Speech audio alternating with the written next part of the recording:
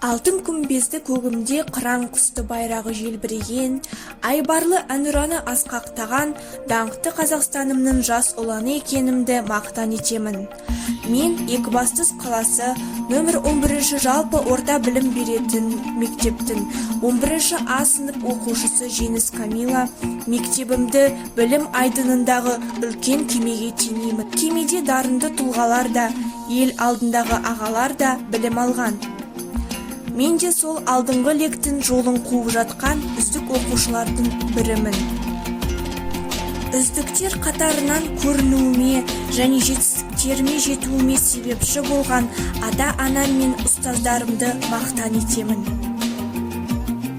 Бала кезімнен бастап түрлі сайыстарға, ғылыми жобаларға, интеллектуалды марафондарға қатыстым. Атап айтсам, облыстық ертіс дарыны орталығының ұйымдастыруымен интеллектуалды марафонында жүлделі бірінші орынды иелендім.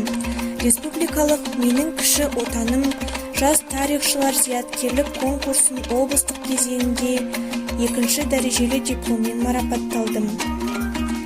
Бірінші республикалық жас тарихшы олимпиадасы Шоқан Уәлиханов тарих ата олимпиадаларында жүлделі орындарға ие болдым. Балалық шағымнан сурет салуға деген құштарлығымды байқаған ата-анам 8 жасымда мені көркем сурет мектебіне жіберген. Сурет өнеріне деген қызығушылығымнан көптеген республикалық халықаралық сайыстардың іс-шаралардың жеңімпазы атандым.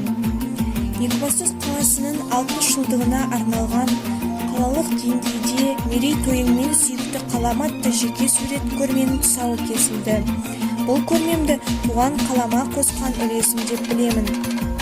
Сонымен қатар регионалды ЮНЕСКО клубтары арасындағы фестиваль сайысында 1-ші орын, 3-ші облыстық өнерлі оқушы көрмесінде 2-ші орын, облыстық зимний фантазия балалар көркем сурет сайысында бас жүлде иегері атандым.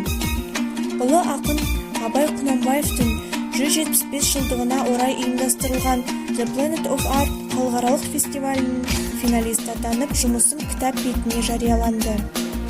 Елбасымыз Нұрсұлтан Әбішұлының терең білім тәуелсіздігіміздің тірегі, ақыл-ой, азаттығымыздың алдаспаны деп айтқанындай, білімімді шыңдап, елімнің одан әрі дамуына, өркендеуіне үлес қосуым керек. Мен тәуелсіз ел ұланымын.